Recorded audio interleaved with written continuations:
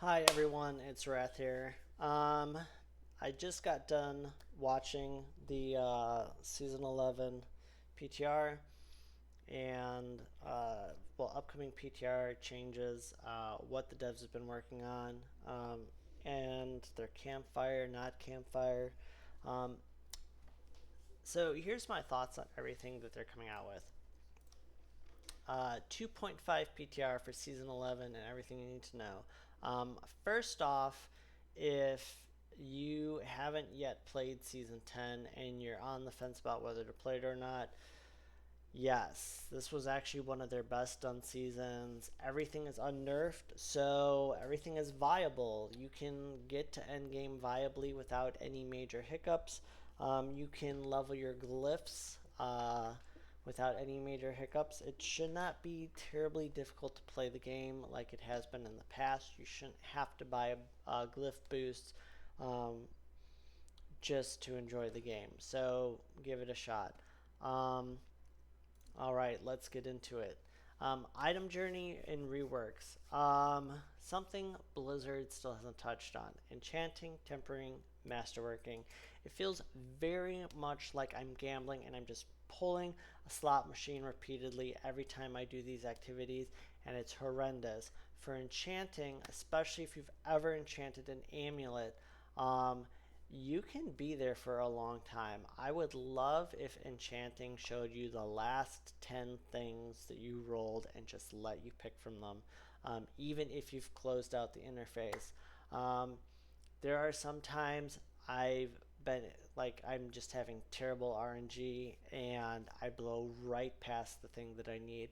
And I've tried to create habits so that I don't fly past it, but I've done so much enchanting in Diablo games that it's painful and mind numbing. And sometimes I just quit playing Diablo because of how terrible these interfaces are. So hopefully Blizzard addresses that, looks them over, and just um, redevi- redesigns the interface. Enchanting, I want to be able to see the last 10 things that I put on it, and to be able to just select between those. Um, just so that, like, if you're doing amulet or say gloves, you're good to go. If I'm playing multiple characters that rely on core skill or a skill that appears on gloves, which is quite common, having to make several pairs of gloves for different characters really discourages me from playing the game. Same for masterworking and tempering. Um, these are not fun systems, and the bulk of the fun is from how painful it is to temper into masterwork. They've made some improvements, but the number one improvement, which they haven't done and should do, is that the UI needs to be more engaging to work with. Whenever I masterwork, it's always like I'm playing a slot machine. This is very intentional, and Blizzard should absolutely move away from it. If one, it preys upon people who are easily addicted to gambling, and two, it creates a gambling feel which doesn't belong in a video game. I want to log into Diablo and chill with my friends, or blast, or both. What I don't want to do is sit in town and I also don't want my friends to sit in town. Both of these are terrible. So like the town of is lava meme. Part of the problem is the way these interfaces work, and the smoother we can make getting the perfect temper and getting the perfect masterwork, and the like. If you've made a good game, you don't need these artificial systems in place that draw out gameplay and draw out game time. People are just gonna play everything. I have a friend who plays um, every build for a class each season. Um, I have another friend who plays different classes or different builds. I myself like to multi-class or multi-build and do a little bit of everything. And um, the moment I have to make a second or a third amulet for my second or third character, I'm just like, do I really like Diablo 4 that much? why don't I just close out Diablo 4 and just go play anything else? Go play League of Legends, go play Hearthstone, go outside and touch grass. Why am I wasting my time with these poorly designed artificial systems? So Diablo 4 team, please do better. Thank you for the improvements, but it's not enough. Please do better, and please address these things. Um, Tempering. There's going to be so much pushback on this. Um, we're going down to one aspect for tempering, unlimited tempering. Um, this is not what we asked for. Unlimited tempering should have been in the game from the get-go. Being able to select your temper should have been in the game from the get-go. And I think that we should still have two affixes. We did not ask for a fourth affix. Tempering is very creative. The only thing I'll say is some builds demand two tempers, and other builds it's like, what the hell do I waste my other temper on? What might be cool is if instead of selecting second temper, you can instead opt in for specific affixes. That would be cool. So instead of 5% lucky hit chance, which may not matter for my build, or 10% barrier generation, which it's like not game breaking, I can instead opt into a fourth affix. And that affix is limited to specific things like life regen, life on hit, extra healing, thorns. Just, I think there's room to grow this idea. I don't think this idea has cooked enough. I think it's still raw, and we need to send it back to the kitchen and cook up something better. But that is just my opinion on four affixes. Now, the advantage to one temper, four affixes, is that you have, to an extent, a little bit more control. And you have a little bit more luck. It's currently there's a lot of items that just roll like garbage. Um, they roll like garbage because of the stats or the GAs. Adding a fourth option means you're going to be getting more items that are viable. And one of the interesting things is 2 GA items have even more power now. So if you get an item that rolls 2 GA on stats that you like, and one or two of those other stats are something that are good, when you finish masterworking, you get to add a third greater affix onto one of the stats that didn't roll a greater affix. So in some ways, there is benefit to the fourth affix because of the redesign to the masterworking that they did. But on the other hand, most people don't get 3 GA items. Like if I can get an item with just 3 affixes that I want and one of them is a GA, it's a win. You could have just left the system the way it is, make your changes to masterworking, and then the people who are cheating, who are buying items, who are buying 3 GAs, they miss out on masterworking, and that's not majority of your player base, and that's a good thing. The one thing I will say about a 3 GA is if you do get lucky enough to get a 3 GA with all the stats that you need, it's like, hey, I don't have to put any extra work into the Gamba systems to get this item where I want. It's just ready to go from the get-go. So masterworking. It's not exactly clear what all they did. You have a maximum quality threshold of 20, whereas previously you had 12, and you add random amounts of quality to an item from 2 to 5 levels. Once at maximum quality, you can roll it one last time for a capstone bonus.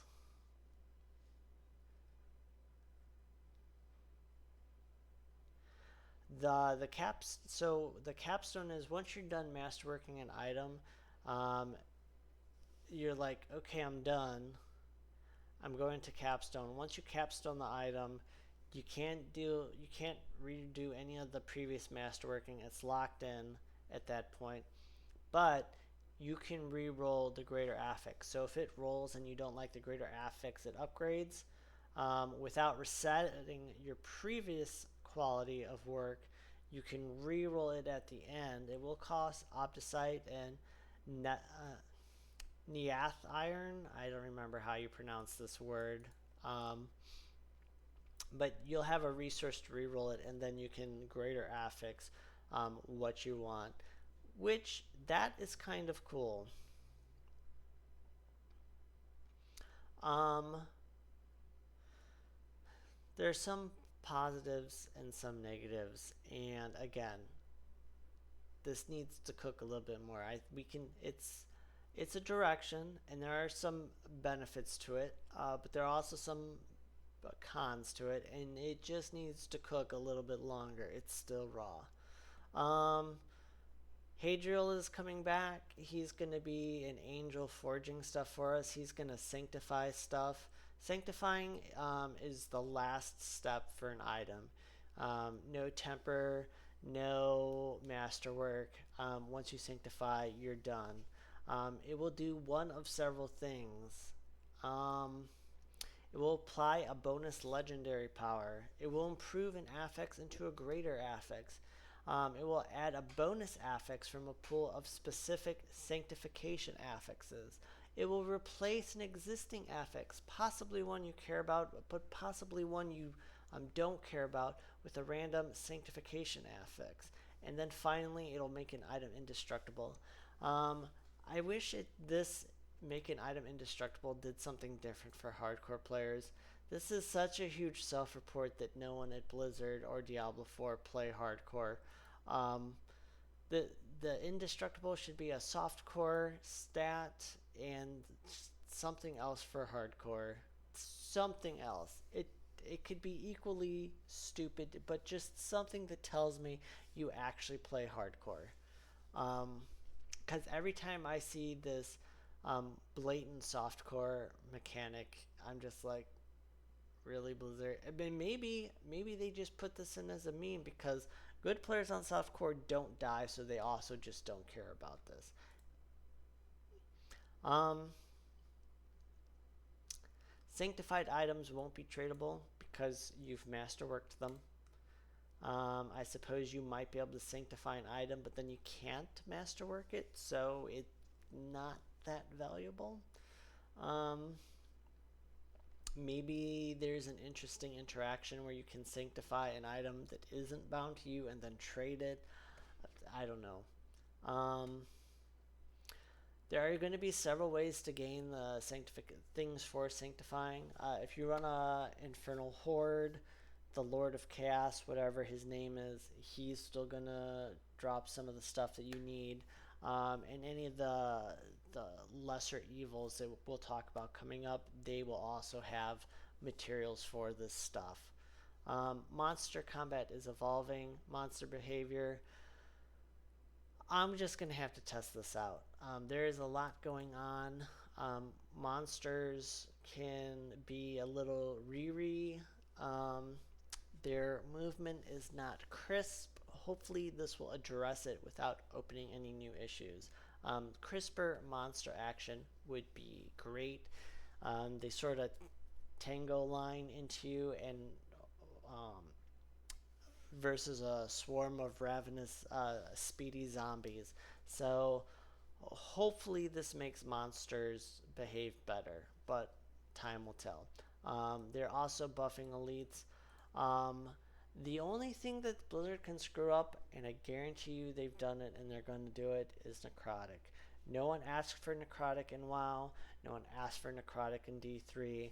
I actively log out of World of Warcraft whenever I see Necrotic. I actively log out of D3 when I see Necrotic. If I don't have enough character buffs to just outright overcome Necrotic in D3, it is one of the few things that cause me to just log out because it is so terrible.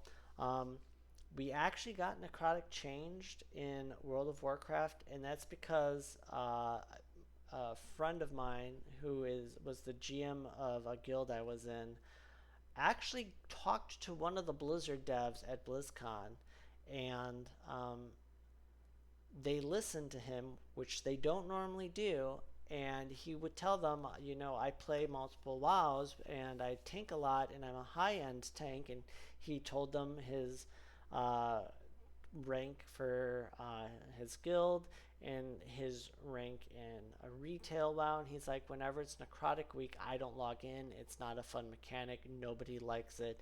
And it's so bad. No one will log in. I can't get any of my friends to log in and play. I can't get anyone in WoW to run necrotic dungeons, especially the higher tier dungeons that handicaps you by at least 2 levels. And um, the entire World of Warcraft player base had been crying about necrotic and coming up with ways to circumvent necrotic, and then the Blizzard devs were reworking necrotic, so we had to suffer through it.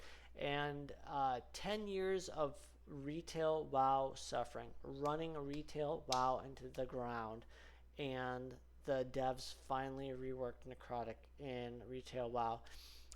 Literally the next season they like got rid of it or reworked it. I had quit retail WoW at this point, but I'm like, this is so silly. No one wanted it. No one asked for it. We actively gave constructive feedback, and Blizzard ignored us. And one guy talked to one dev, and then boom, Necrotic was gone. So, Diablo 4 devs, please do not put necrotic in Diablo 4. If you do, please remove it, get rid of it. I'm sure the other 20 monster affixes, including the death arcane laser beams, are going to be fine, but Diablo does not need necrotic. Please, please do not put it in the game. And if you have, just get rid of it. Just get rid of it. Um, System updates, defense and health. I think this is my hot take is that this is dumb. No one asked for armor, resist, and DR to be multiplicative. Some of the most skilled players in Diablo will stack 2 different types of damage reduction to cause insanely hard hitting abilities um, to become livable. There's a lot of things in the game that the player base considers one shots that even tanky builds can't survive. And the one of the gimmicks to them is multiple sources of high amounts of damage reduction. Um, Diablo 3 and especially hardcore armor and resistance and the toughness stat do not work. One of the best things about Diablo 4 is how straightforward damage reduction and damage mitigation is. There's already a lot going on with survivability in D4. Trust me, there's layers. I don't mind keeping the torment penalty um, to armor and all res if we don't get the multiplicative. It's just the multiplicative is just it's one of the worst parts of Diablo 3. Um, it I don't think it adds to the game whatsoever, and I hope it doesn't stay in the Diablo 4 space. Um, I get why it's being done. There are some interesting interaction and choices coming up that we'll get to, but it's just one more layer of math in a mathy game that has with developers that have struggled with the math aspect. It's taken us how many seasons to get to the point where most builds are viable at endgame, and now you're going to throw in another math equation to balance out their resistances plus their damage. Like, this is likely going to become a nightmare. Healing updates. This is something that was actually done well. Potions in general don't matter a ton, Base potions are going down to 4. I don't think a lot of people will cry about that. They are becoming a flat amount, and because they're becoming a flat amount, you don't need to upgrade them anymore. I'm unsure if I actually care about that. I might, although I am going to miss the damage over time buff because sometimes I would pop a potion when I had a very nasty dot on me, and it would just help counteract that dot. We are getting life on hit back. It's been improved. It's re-added as potential affix. They're also improving life regen, life on kill, and healing percent. I'm actually somewhat excited about this. I'm excited to see what direction they take this in. And I'm excited to test it on the PTR. I am very excited that healing potion upgrades are removed and you don't have to waste materials on that. I'm sure the trade-off is that materials will be even more rare now and it'll be harder to craft consumables early on, which I'm not looking forward to. Fortify redesign. Fortify has been doo-doo, hot doo-doo in the past. Where they're taking it looks cool. People without Fortify will want it, and Fortify is just another layer of mechanic that you're going to want on your character to make it more survivable. I'm happy with it, especially since Druids, Spiritborn, and Necromancers have a tendency to struggle with barriers. Beat back the lesser evils. Sanctuary is being invaded. You're going to see Asmodan added, and he's going to be a world boss, and I'm looking forward to him dunking on people. He's actually a very cool hero in Heroes of the Storm, even if he is a bit on the weaker side. I'm looking forward to seeing him at least appear in the Diablo 4 space. Dad Bod is back. Dad biceps, dad belly.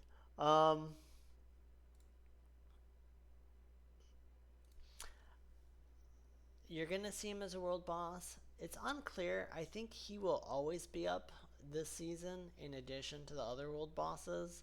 And so like you pick and choose where you go. You can summon him. And I think he might appear throughout the open world. It's a bit hazy on his mechanic because I think Duriel is stuck in Helltide, so is Asmodan going to be able to appear there? And maybe Asmodan is just a world boss, but they made it sound like he might appear in addition to being a world boss. Duriel is going to be all over Helltides, raining maggots like crazy. Packs and packs of delicious maggots. Belial's going to be in the pits. The nice thing about Belial being in the pits is that as you come across his eyes and his peeps, you get progression towards completing the pits, which we're going to make pits great again because pits have been awful for a while. You got tile sets that have dead ends and you have to stop blasting to backtrack. You have tile sets that are narrow and sucky. So Belial is just going to help you with pits. Pit speed, good. If you activate enough of his eyes and his peeps throughout the pit, Belial will spawn, and you have just doing eyes. Just killing Belial if he spawns in place of the boss at the end gives you an additional glyph upgrade. Leveling your glyphs is going to be probably the easiest it's ever been this season. So looking forward to that. The Undercity is going to have Endariel in it. She is going to be infesting spirit beacons and having ads all over the place. And she's going to have 3 tributes that are Endariel specific tributes. If you run an Endariel specific tribute, she will always be the end boss. But if it's a if it's a non-tribute run or a non-Indarial tribute, um, you have a chance to see her at the end. And I think if you interact with enough of the Indarial crap throughout the dungeon, you guarantee that she's at the end and she has greater rewards. And someone actually asked a really good question about this. If you defeat these lesser evils outside of their Uber dungeon, do you get access to their loot table, or are they going to have a different loot table? And they said yes. So if you fight Indariel in the Undercity, you still have a chance to get an item from her Uber loot table, which is kind of cool. It'll be interesting to see what that looks like and what it is exactly.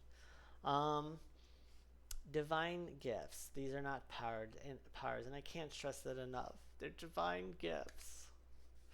Uh, you do not collect a seasonal resource. They have moved away from that. Hopefully, they have a solution for mythic uniques, because in the past there hasn't been a very good way to farm mythic uniques. Um, there's going to be 8 powers in total, 2 for each boss. So you're going to have Duriel, Belial, Asmodan, and Indariel. The inner one are going to be purified. These are going to unlock a little bit slower than the outer one. You're going to be wanting to purify one of the powers, and it's actually going to be a big deal which one you purify.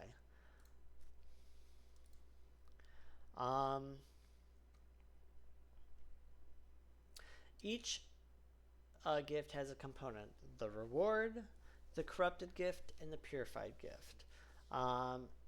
As you purify a gift, you get rid of the corrupted.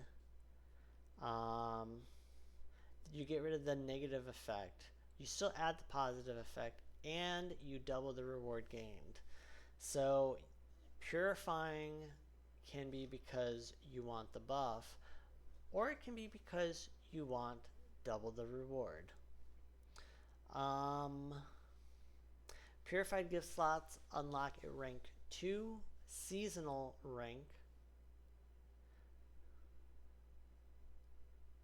Actually, purified gift slots are unlocked at the following divine favor ranks. There's so much stuff going on. You've got divine favor. I think you got your reputation. There's going to be a lot of bars this season. Anyhow, a rank 2, 4, 6, and 8. Rank 2 is Duriel's purified gift. Rank 4 is Andariel's purified gift. Rank 6 is Asmodan, and rank 8 is Belial. Killing a lesser evil for the first time drops their corrupted essence. Returning this essence to Hadriel will unlock the 2 divine gifts associated with that lesser evil. So I think you'll be able to socket one of those gifts from the get-go, and then when you unlock their purified gifts, you'll be able to have both unlocked, and you'll get to choose which one is purified. For Duriel, and you just unlock interacting with this big bad evil gives you like experience towards boosting their power. So you're gonna want to visit Asmodan every time he's up, so that you can level his powers a lot. For Duriel, he has 2 gifts. One of them causes more gems and runes to drop.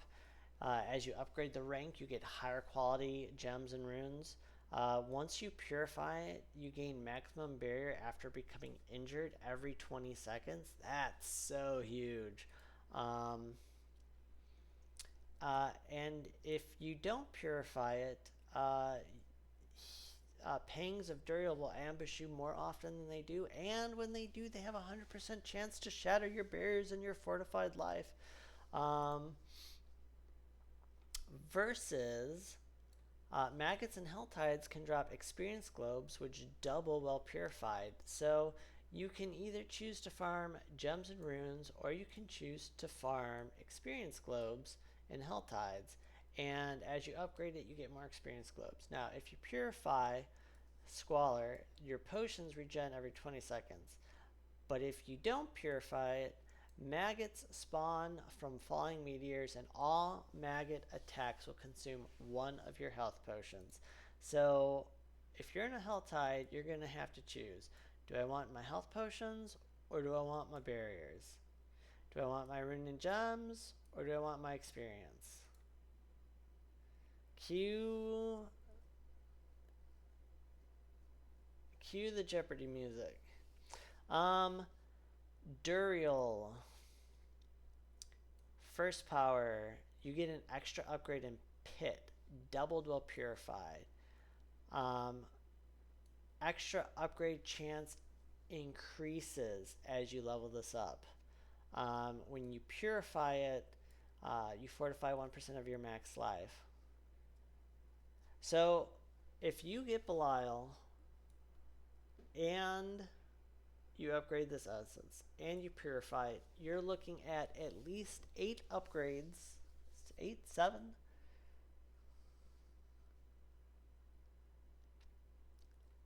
Let's see, 4, 5. You're looking at up to 6 glyph upgrade chances, possibly 7, but probably just 6. And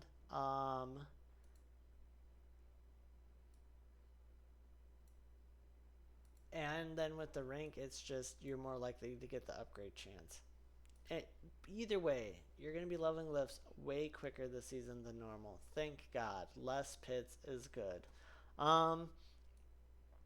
Belial's, you're gonna, if you purify this one, you fortify 1% of your max life a second. And if you don't, Belial's eyes are filled with malice, and they're going to zap 10% of your max life a second. Oof. Oof, oof, oof. But if you're deleting them, you're not going to care about that. Essence of Shadow. Vanquish the pit to earn immense amounts of gold, doubled while purified.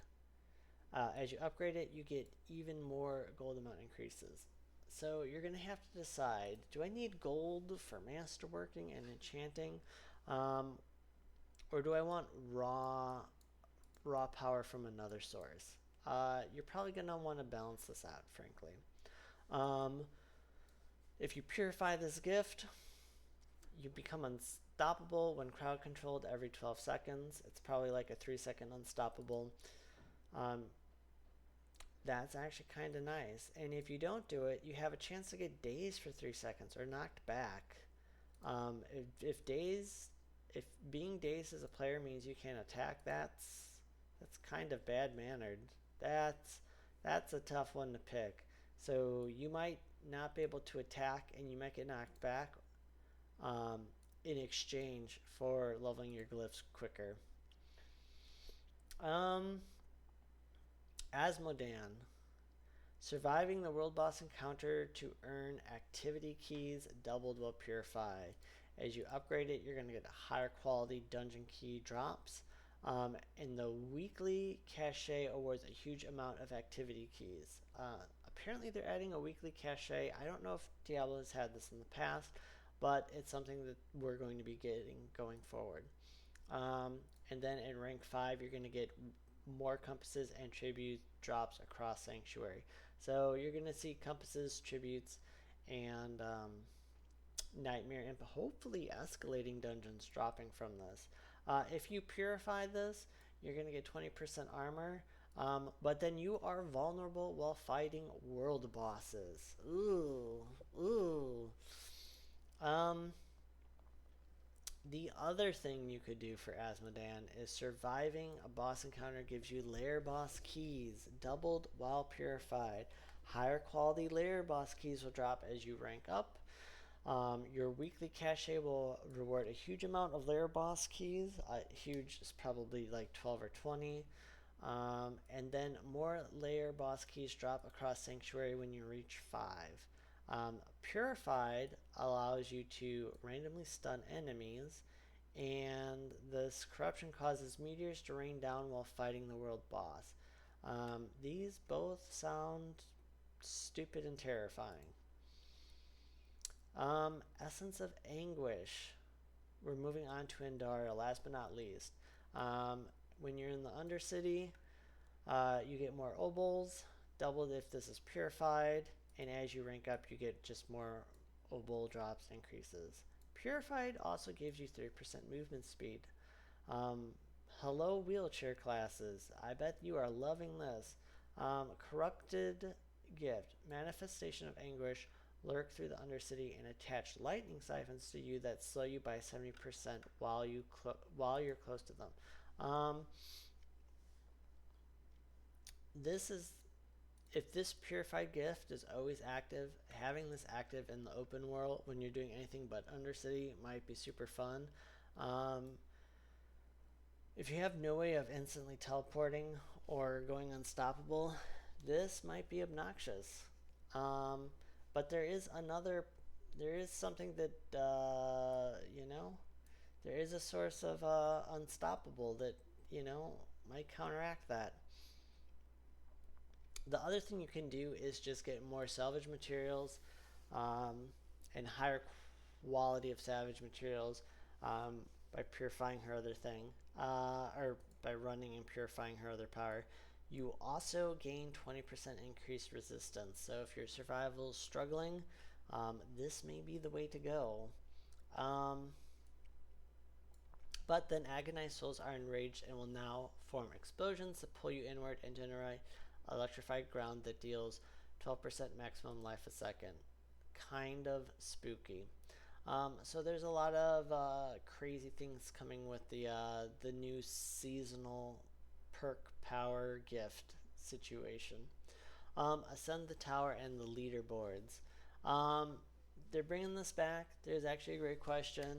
How are the tile sets, and monster families gonna work out? Are we gonna want to fish? What is the reward structure? As far as I remember, Aislinn said that you only get a reward once for the tower. So let's say you do a tower level 5, you're not going to get any more rewards for levels 1 through 5. You'll get a reward for 6, and then if you do 7, you'll get a reward for 7, and so on and so on. But there's no point to farming the level tower rewards. This is just pseudo flex and a nice little light sprinkled reward for putting some amount of time into deviated activities, which is kind of cool. Um, they are not removing fishing, but they are also suppressing the need to fish. So the tile sets, they suggested that tile set fishing is probably not going to be that big of a deal. There's also going to be 5 floors, so if you want to run through and skip a floor, that's an option. If you want to run through and skip a monster family set, that's an option.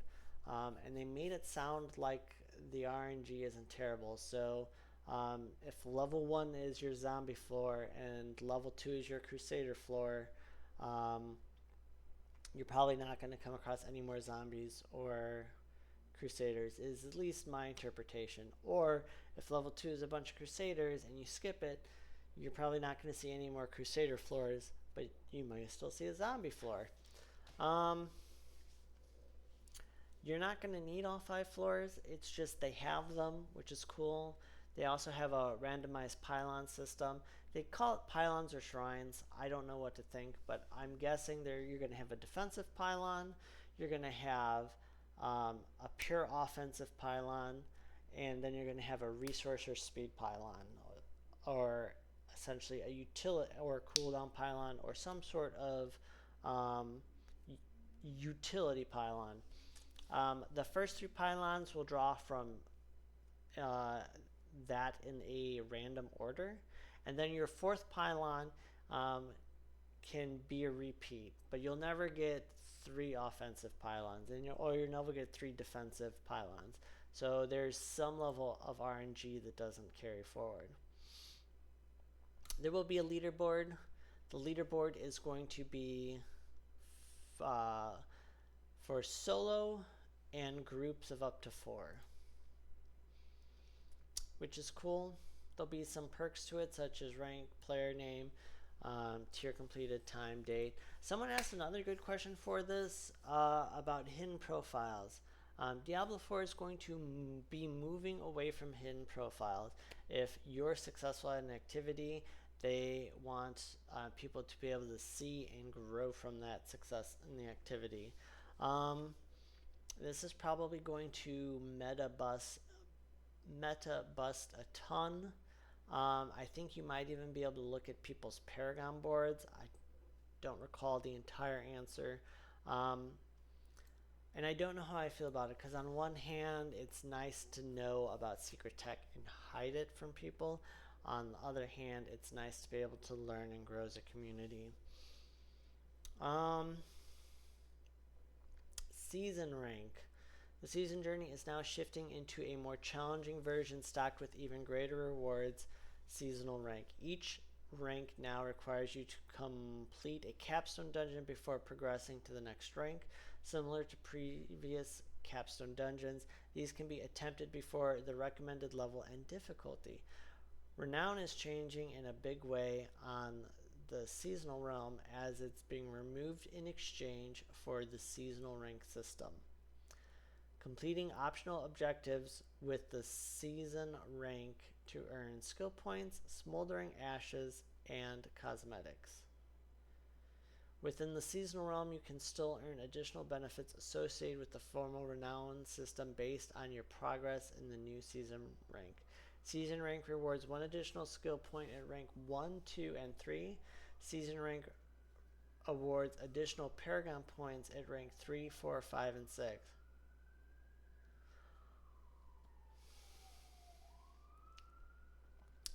But they also noted potion capacity went down. Altars of Lilith and Tenants of Akrat will still grant experience and minor rewards rather than permanent stat powers. I still have PTSD from having to get the Altars of Lilith not once but twice on both softcore and hardcore. I'm not over it. I don't like this change. I worked hard for those stats. I worked hard for those skill points. I worked hard for those Paragon points. I don't want them taken away. I don't like this. I don't agree that new people have to deal with that BS, but I don't agree that I should have to lose this. Um, I don't feel overpowered when I start the season with 12 skill points. I don't feel overpowered whatsoever. I did draw the clown emoji from making that comment. Um, but I remember a time where, with those 12 skill points, I could start on Penitent and level on Penitent for levels 1 through 60. And it might have been only marginally slower, but it was way more challenging and it just felt more fun. Um, so I don't know how I do know how I feel about this. I just don't like it, but it's coming. I think it's a great change for new players. I think it was really stupid. I think it was really stupid that they left it in this long and it took them 10 seasons to get rid of it. Um, I think they should have gotten rid of Altars of Lilith and Tenants of Akarat being mandatory or almost mandatory a long time ago and just let us keep the rewards. Because you get like +5 all stats from the Altars of Lilith. You get extra max obols, um, you get skill points, you get Paragon points. There's a ton of that from Altars of Lilith. And Tenants of Akarat also was necessary to max out your round for Nahatu. Because if you didn't, you were going to be running a ton of dungeons. Um, how much experience are they worth? And what are the minor rewards? Can I still see them on my map? If I can still see them on my map and I don't have to go guess where they are, this is a great change. If I have to go download some stupid overlay because they're taken away from my map, that's going to be dumb. And I'm pretty sure that's what Blizzard's going to go with. Capstone dungeons are back. I vaguely recall that you stopped earning experience on normal difficulty um, at a certain point, and you had to do the capstone dungeon to unlock a new difficulty in order to continue earning experience to continue progressing through the game. Like, I think on normal difficulty, there just weren't any monsters higher than level 30 in the game. It'll be interesting to test. It'll be interesting to see how these things play out again. New unique items. For barbarians, they're getting a new pair of pants. Um, I would say very well itemized pair of pants with all stats, max life, CDR, and brawling skill. And an interesting thing where when a brawling skill is disabled after you cast it, uh, then you deal more damage for every disabled um, skill on your bar. And then when they're all disabled, they all become re-enabled and their cooldown refresh, and your brawling skills deal more damage. Very interesting brawly barbarian loop there. Um, the nice thing about this is I suspect it will be a nice transition piece where you equip a pair of unique pants to get you going early on. Um, and it might even become build defining, but you can at least just use it. You can like fit it into certain builds while you're waiting to for your final gear to drop. Druids get a unique boots with movement speed, attacks reduce evade cooldown, which I'm not sure why they need this, and maybe I'm missing something. Uh, Increased crowd control duration, increased nature magic cooldown, and ranks to bad omen. And the more you cast storm skills, then you can cast any defensive skill to grant movement speed and unhindered for 1 second for each charge used. So if your lightning skills are just lighting up everything on the map, then you can do a defensive skill to gain max movement speed, zoom zoom. Number one wheelchair class loves to zoom, and then when you run through anything, you immobilize it. Very interesting, um, and I think it could fit in quite nicely to a few of the druid builds. So I'm actually excited to see that they did a unique pair of boots for druid. Then for rogue, Dance of Knives struggles to get into higher tournaments at the same speed as other builds. Um, you're going to have a dodge chance while channeling. Not sure how critical that is. But it probably adds up with their massive amount of decks. They have movement speed, they have skill to dance knives, they have crit chance, they have damage to for agility skills. And then Dance of Knives will cause knives to drop off enemies' hit. If you pick them up, you gain a charge of Dance of Knives, and you increase your damage stacking up to three times. Um, I actually enjoy the pace and the feel of Dance of Knives, so this is kind of cool. The nice thing about Dance of Knives is that when you're playing a dash build or you're playing a teleport build, um, you move faster than the loot drops. The nice thing about Dance of Knives is that once it's geared, it clears the entire screen um, before you get there. So with 200% movement speed, you're not outpacing the loot drop. Versus when you're Lightning Spear Sork, um, stuff doesn't die and drop loot faster than you can teleport. So while Lightning Spear and Evade Spiritborn are fast at clearing, they're not fast at looting. And the nice thing about Dance of Knives Rogue is for anywhere you want to loot, it does really well, and you don't have to backtrack. Necromancer. They came out with a one-handed weapon for Golem with some very nice stats on it. The inherent is attack speed. Hopefully this goes to the second bucket, not the first. Intelligence, max life, Golems hit twice, Golem ranks, and then very, very, very juicy. You spawn 3 Golems, all of which do tons of damage.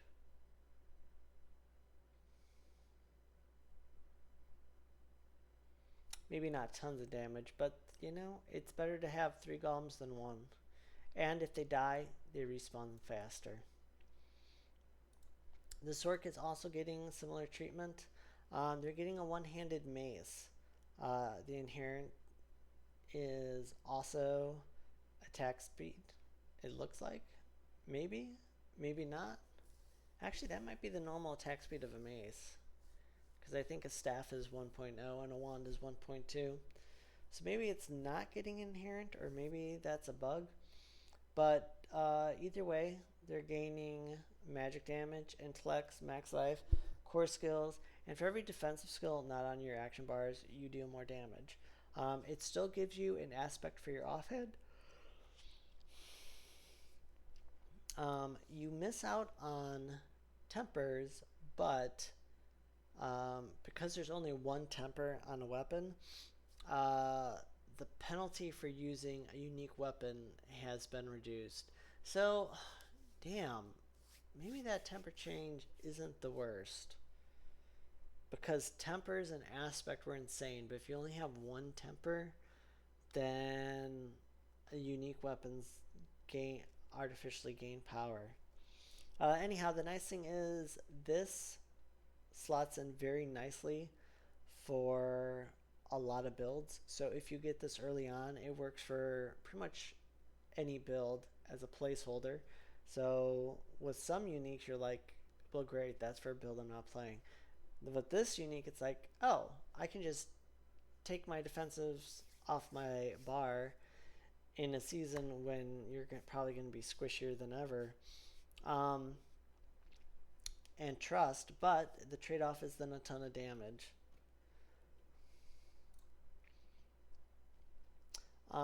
And then Spiritborn. This is insane. They get an inherent 30% movement speed.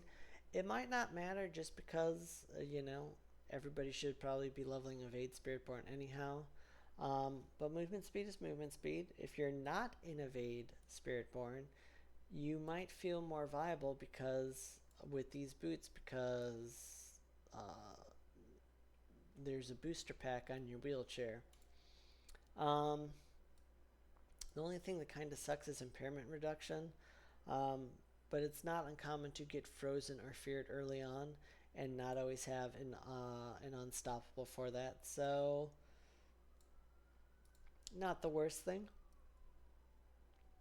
And then it's the aspect is just you're gonna invoke a core skill from your primary spirit hall. This might actually only draw from what's on your bar, even though it doesn't say so. So that's definitely something worth test and look out for. But the nice thing is, this is another.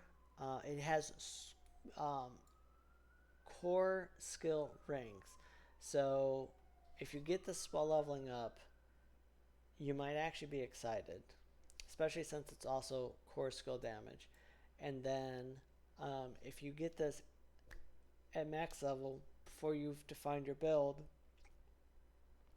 there's several builds that use core skills, and so this can just, and because this is a pair of boots, it can just slot into a lot of builds. So I like the design idea that they've done with the uniques this go around. For any of you who do PTR testing, MRAC will be back, and you'll be able to pretty much test everything. You're going to have tributes, infernal compasses, escalations, um, all the regular resources you normally see. Um, Pretty much max everything, including the seasonal powers. You can set your Paragon to 200, which I like. I'm glad that they get rid of Paragon 300. It really convolutes testing. I wish that they had a way to um, set your glyphs to 46 and 70. Those are two pretty decent breakpoints. And I wish they had a way to remove your Paragon and reset your glyphs to 1 or 46. Um, but this is still a good start. Um, I didn't feel like there was a ton to test in the last PTR, and I kind of regret that I didn't test more in the last PTR. But I feel like there's a lot to test in the PTR. The only other addition I would like to see is Paragon leaderboards. Paragon leaderboards for softcore and hardcore, um, and hell, pit leaderboards for softcore and hardcore. Maybe only top 100, but just pit leaderboards in general, so that you can see where you are and how you're comparing with other people. I do like that one thing Diablo 3 does really well is that you have leaderboard for pits, you have leaderboard for conquests. So like you can do well at a conquest, see how you're comparing to some of the other people on the other leaderboards, and then you can do a leaderboard for pit and see how you're comparing to other people with that aspect of the game. Um, I don't know if Blizzard is going to do that, but it would be cool if they did. And then it's sort of like, because there's leaderboards, it like gives you energy to play. When you start off a season and you're like top 100, or even if you're like top 800, and then you log off and then you log back in and you're like, oh, we dropped rank, and then you go and you do the activity and you're like, oh, we raised rank. It feels good. And so I'm glad that they are doing the tower, but I think there's also a benefit to doing pits, and I hope that Blizzard adds official leaderboard for pits, just so that we can see how other teams are doing and how we're doing. And one of the things that I like doing with pit leaderboards, at least prior to pit pushing, is and this is something my friend and I did last season. He was playing Wheelchair Druid as Pulverized, so I would just teleport past him to floor 2, and I would clear floor 2. Well, he cleared floor 1, and we ended up getting our pit speed time down really well. Um, so, like, that's a strategy, and normally I have to put some amount of effort into clearing floor 1. I can't just completely breeze past it unless I'm doing um, Omega speed pits, but there's an advantage to bringing a wheelchair and a speedy to your pits. Um,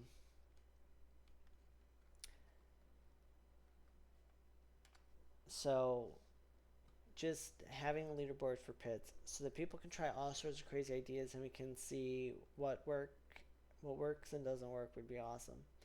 Anyhow, that is my analysis of um, season 11 and what's coming to the PTR and what we have to look forward to. Blizzard definitely had some wins, but they also took some L's. And it's frustrating. Um, it's just frustrating some of the things that. It's frustrating that Blizzard refused to invite Rax to their last meetup, even though he's been one of the most constructive feedback givers. Um, it just it just reinforces that Blizzard does not actually listen. They only listen to what they want to hear, and anything that they don't want to listen to, they don't. Because we've been telling them to get rid of those altars of Lilith for a long time, and if they had done that in season 2 or season 3, their game would have been doing way better. But the way they would have done it is they just would have taken it away. No, altars of Lilith were designed that once you had them, um, and if you kept them, it felt really good. And if you didn't have them, it felt really bad. So just leave that power with us. Don't do anything else. You've already designed the game around that. I'm kind of nervous that the next season is going to be a very sluggish start, and the only reason it might not be is because if we start running into Duriel and Dariel and Belial, well, not Belial, we won't see Belial for a while, but if we start running into, and oh God, can we run into, can we get pits early? I don't want to wait to meet Belial. I don't want to wait to get Belial's powers. I just want to get those powers from the get-go. We might find him in the story mode quest version, and so we might start getting Belial prior to level 60 if we complete the story mode. Hey, that's a great thing to test. But if Andariel and Duriel give us really strong power spikes from the get-go of the season, then losing our skill points might not be such a big deal. But I have a feeling that losing our borrowed power is gonna hurt. Anyhow, um, I'm at least looking forward to testing the PTR and seeing how these changes feel. Thank you so much for watching, and if you enjoyed this, please remember to like and subscribe. Thank you, and have a great day.